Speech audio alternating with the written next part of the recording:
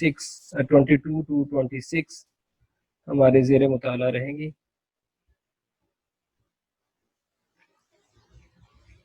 تو حدیث نمبر 22 سے شروع کرتے ہیں۔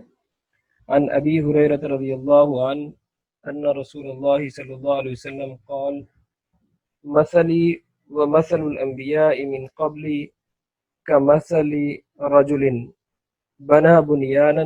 فأحسنه وأجمله إلا موضع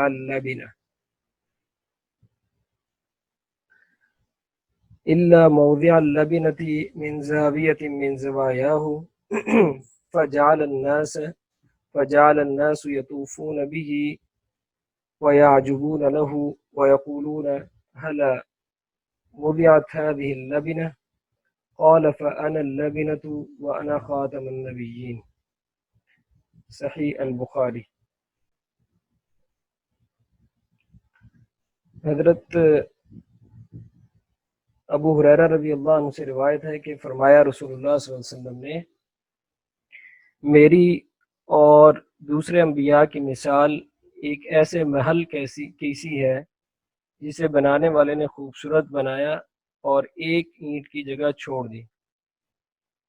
پھر دیکھنے والے اس عمارت کے پاس آتے تو اس کی خوبصورتی سے خوش ہوتے سوائے اس اینٹ کے، بس وہ اینٹ میں ہی ہوں، میرے ذریعے رسولوں کا سلسلہ ختم کر دیا گیا۔ تو یہ حدیث جو ہے یہ نبی صلی اللہ علیہ وسلم کے ختم نبوت پر ایک دلیل ہے، اور یہ بالکل صحیح حدیث ہے جس میں رسول اللہ صلی اللہ علیہ وسلم نے جو نبوت اور رسالت کا جو ادارہ ہے، انسٹیٹیوشن ہے، اس کو ایک عمارت یعنی ایک محل سے تشبیہ دے کے بات کو سمجھانے اور واضح کرنے کی کوشش کی ہے۔ اور آپ نے فرمایا کہ میری اور مجھ سے پہلے جو انبیاء گزرے ہیں، آپ علیہ الصلوۃ والسلام آخری نبی ہیں، اور آپ سے پہلے جتنے پیغمبر گزرے ہیں ان کے درمیان تعلق یہ ہے کہ جیسا ایک عمارت یا ایک محل ہو اور اس کو خوبصورت بنایا گیا ہو، اچھے طریقے سے بنایا گیا ہو، لیکن اس میں ایک اینٹ کی جگہ یا ایک پتھر کی جگہ خالی چھوڑ دی گئی ہو، تو دیکھنے والے اس کو دیکھتے ہیں، خوش ہوتے ہیں، لیکن سوچتے ہیں کہ یہ ایک اینٹ کیوں نہیں لگائی گئی۔ تو آپ اس کا جواب دے رہے ہیں کہ وہ اس قصر کی یا اس عمارت کی وہ اینٹ جو خالی بچ گئی تھی جگہ، وہ پتھر میں ہوں، میرے آنے سے وہ عمارت مکمل ہو گئی، چنانچہ اب اس عمارت کے اندر مزید کوئی پتھر لگنے کی گنجائش نہیں ہے، اور میرے ذریعے رسولوں کا سلسلہ ختم کر دیا گیا۔ یعنی آخری جملہ جو ہے واضح طور پر وہ نتیجہ بیان کر رہا ہے جو اس مثال کے ذریعے آپ علیہ الصلوۃ والسلام سمجھانا چاہتے ہیں۔ تو یہ مسلمانوں کا عقیدہ ہے، اور مسلمانوں کے پاس اس کے ثبوت موجود ہیں کہ خود قرآن مجید میں اور نبی علیہ الصلوۃ والسلام نے اپنی زبان اقدس سے اس بات کی انہیں تاکید کی ہے کہ میرے بعد کوئی نبی نہیں ہے۔ اور کسی بھی سینس میں ہمارے ہاں ایک صاحب جو ہیں جن کا نام مرزا غلام احمد قادیانی ہے، وہ اپنے آپ کو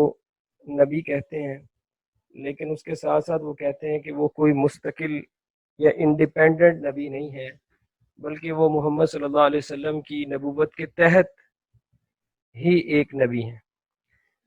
تو اس پر علماء نے اس حدیث کی روشنی میں اور دیگر حدیث کی روشنی میں یہ جواب دیا ہے کہ انڈیپینڈنٹ یا ڈیپینڈنٹ، مستقل یا نبی صلی اللہ علیہ وسلم کی نبوت کے تحت کسی بھی شکل میں اب کسی فرد کو نبوت نہیں مل سکتی۔ اور یہ بات یاد رکھیں، نبی ہونے کے لیے دو شرطیں ہیں،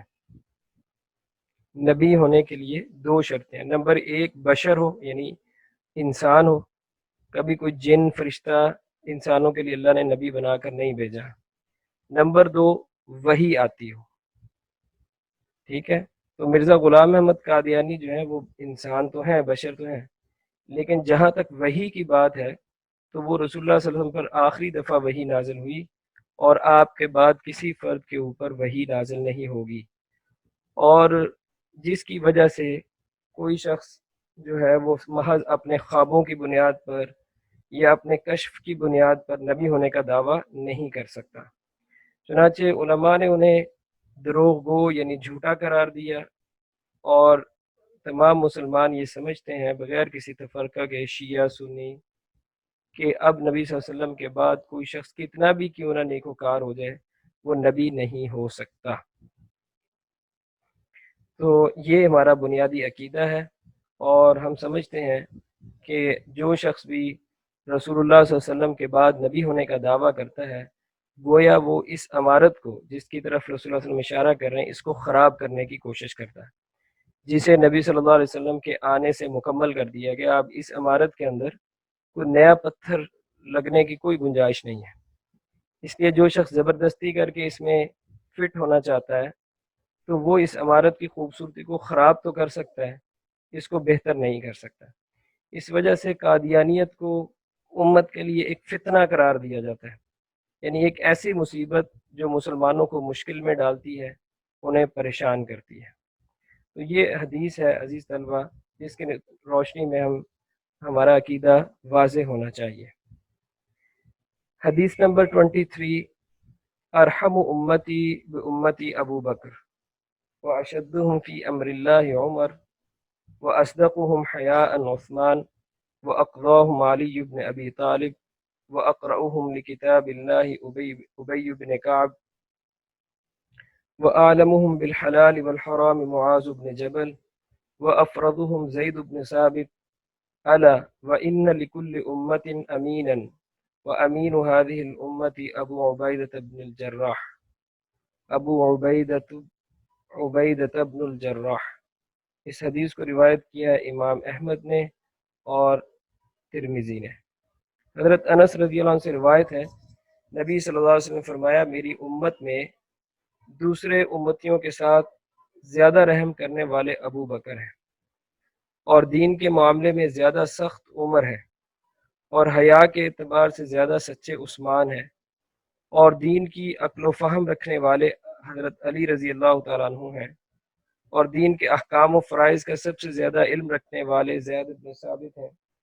اور سب سے ماہر قاری قرآن پاک کی تلاوت کرنے والے ابی بن کعب ہیں، حلال و حرام کو سب سے زیادہ جاننے والے معاذ بن جبل ہیں، اور ہر امت کا ایک امین ہوتا ہے، اور اس امت کے امین عبیدہ بن الجراح ہیں۔ عزیز طلبہ، اس حدیث میں مختلف صحابہ کے مناقب یعنی ان کے امتیازات اللہ کے رسول صلی اللہ علیہ وسلم نے بیان کی ہیں۔ جب آپ علیہ الصلوۃ والسلام کسی صحابی کا کوئی امتیاز یا وصف یا خصوصیت بیان کرتے ہیں، اس کا مطلب یہ نہیں ہوتا کہ وہ خصوصیت باقی صحابہ میں نہیں پائی جاتی، بلکہ مطلب یہ ہوتا ہے کہ باقیوں کے مقابلے میں اس شخص کے اندر یا اس صحابی کے اندر یہ خصوصیت زیادہ نمایاں ہے۔ چنانچہ فرمایا کہ میری امت کے لیے جو سب سے زیادہ رحم دل ہے وہ ابو بکر ہے، یعنی آپ صلی اللہ علیہ وسلم کے جو صحابی ہیں اور اولین ایمان لانے والوں میں سے ایک ہیں، اور ہمیشہ رسول اکرم صلی اللہ علیہ وسلم کے ساتھ آپ رہے، تو وہ امت کے لیے ہمیشہ رحم اور آسانی کی توقع کرتے تھے، اور اپنی زندگی میں بھی انہوں نے یہی کوشش کی کہ لوگوں کے لیے آسانیاں پیدا کریں۔ دوسرے دین کے معاملے میں زیادہ سخت عمر ہے، یعنی اللہ کے دین کا معاملہ جہاں پہ آ جاتا تھا اس پہ سب سے زیادہ جوش اور جذبہ جو ہے اس کے نفاذ میں، اللہ کے حکم کے نفذ کرنے میں حضرت عمر رضی اللہ تعالیٰ عنہ سب سے آگے ہوتے تھے۔ اور حیا جو کہ ایک خوبی ہے، ایک انسانی شخصیت میں، انسانی سیرت میں ایک نمایاں خصوصیت ہے اسلام کی، اس میں سب سے زیادہ بڑے ہوئے حضرت عثمان رضی اللہ تعالیٰ عنہ ہیں، اور دین کی عقل و فہم رکھنے والے حضرت علی رضی اللہ تعالیٰ عنہ، یعنی دین علم کے حوالے سے اور دین کے احکام کی حکمتیں اور علتیں کہ فلاں حکم کیوں دیا گیا، سب سے زیادہ جو فہم و فراست تھا، سمجھداری تھی، اللہ تعالیٰ نے حضرت علی رضی اللہ تعالیٰ کو عطا فرمائی تھی۔ اور دین کے احکام و فرائض کا سب سے زیادہ علم رکھنے والے زید ابن ثابت ہے۔ زید ابن ثابت صحابی ہیں، اور اس سے مراد یہ ہے کہ قرآن پاک میں جو مختلف فقہی احکام بیان ہوئے ہیں جیسے وراثت کے قوانین ہیں، اس کے سب سے زیادہ وہ عالم تھے۔ سب سے ماہر قاری ابی بن کعب تھے۔ بہت سارے صحابہ نے رسول اللہ صلی اللہ علیہ وسلم سے قرآن مجید پڑھا، سیکھا، یاد کیا، لیکن سب سے اچھی تلاوت آواز اور ایکسنٹ اور جسے ہم تلفظ کہتے ہیں اس اعتبار سے حضرت ابی بن کعب کا آپ علیہ السلام نے نام لیا۔ اسی طرح قرآن مجید میں حلال و حرام کے مسائل بیان ہوئے ہیں، تو معاذ بن جبل آپ علیہ السلام کے ایک معروف صحابی ہیں، ان کے بارے میں فرمایا کہ وہ حلال و حرام کے ماہر ہیں، اور آخر پہ فرمایا کہ ہر امت کا ایک امین ہوتا ہے، اور میری امت کے امین جو ہے عبیدہ بن الجراح ہے۔ یہ صحابہ جتنے ہیں یہ سارے ہی نبی صلی اللہ علیہ وسلم کی تربیت یافتہ صحابہ ہیں، اور آپ علیہ السلام کی صحبت کے زیر اثر ان کے اندر یہ خوبیاں پیدا ہوئیں۔ یہ ان کی ذاتی خوبیاں نہیں تھیں، بلکہ نبی علیہ السلام کی تربیت اور اللہ تعالیٰ کے فضل سے ان کے اندر یہ خصوصیات پیدا ہوئی تھیں۔ حدیث نمبر 24 عن ابی بکرۃ قال رأیت رسول اللہ صلی اللہ علیہ وسلم علی المنبر والحسن بن علی الى جنبه وهو يقبل على الناس مرة وعليه أخرى ويقول إن ابني هذا سيد ولعل الله أن يصلح به بين فئتين من المسلمين۔ ابی بکرہ سے روایت ہے کہ میں نے رسول اللہ صلی اللہ علیہ وسلم کو منبر پر دیکھا اور حضرت حسن بن علی آپ کی گود میں تھے، یعنی چھوٹے تھے، بچے تھے، اور یہ آپ کو معلوم ہوگا کہ حضرت علی رضی اللہ تعالیٰ عنہ کی شادی جو ہے نبی صلی اللہ علیہ وسلم کی صاحبزادی حضرت فاطمہ الزہرا کے ساتھ ہوئی تھی، اور یہ ہجرت کے بعد ہوئی۔ تو آپ صلی اللہ علیہ وسلم کے جو نواسے تھے آپ کی عمر میں یعنی آپ کی موجودگی میں وہ پیدا ہوئے، نکاح کے سال کے بعد حضرت حسن پیدا ہوئے، پھر ایک سال کے وقفے سے حضرت حسین پیدا ہوئے۔ تو یہ چھوٹے چھوٹے تھے تو نبی صلی اللہ علیہ وسلم کی مجالس میں آتے تھے۔ تو اسی طرح کے ایک موقع پہ ممبر پر آپ بیٹھے ہوئے ہیں اور یہ صحابی کہہ رہے ہیں کہ میں نے دیکھا کہ آپ صلی اللہ علیہ وسلم کی گود میں حضرت حسن ہے۔ تو آپ ایک نگاہ لوگوں کی طرف ڈالتے اور دوسری نگاہ حسن کی طرف ڈالتے اور فرمایا بے شک میرا یہ بیٹا سردار ہے، اور قریب ہے کہ اللہ تعالیٰ مسلمانوں کے دو بڑے گروہوں کے درمیان اس کے ذریعے صلح کروائے گا۔ تو حضرت حسن جو ہیں وہ حضرت علی رضی اللہ تعالیٰ عنہ کے بڑے صاحبزادے تھے۔ حضرت علی رضی اللہ تعالیٰ عنہ کا جو دور خلافت تھا، یعنی پہلے خلیفہ حضرت ابوبکر صدیق رضی اللہ تعالیٰ عنہ، تقریباً 2.5 سال ان کی خلافت کا زمانہ ہے۔ اس کے بعد حضرت عمر فاروق رضی اللہ تعالیٰ عنہ کا 10 سال کا زمانہ ہے، اور پھر تقریباً اتنا ہی زمانہ حضرت عثمان رضی اللہ تعالیٰ عنہ کا ہے۔ تو حضرت عثمان رضی اللہ عنہ جب شہید ہوئے تو مسلمانوں کی جو اجتماعیت ہے، معاشرہ، اس میں کافی اضطراب پایا جاتا تھا، مسلمانوں میں گروہ بندی ہو گئی تھی۔ تو جب حضرت علی رضی اللہ تعالیٰ عنہ خلیفہ بنے تو مسلمانوں میں اختلاف بڑھ گیا، اور یہاں تک کہ 2 حصوں میں مسلمان بٹ گئے، اور اسلامی ریاست بھی 2 حصوں میں بٹ گئی۔ ایک حصے کی قیادت حضرت علی رضی اللہ تعالیٰ عنہ کر رہے تھے، اور دوسرے حصے کی قیادت حضرت امیر معاویہ رضی اللہ تعالیٰ عنہ کر رہے تھے۔ حضرت معاویہ رضی اللہ عنہ کا جو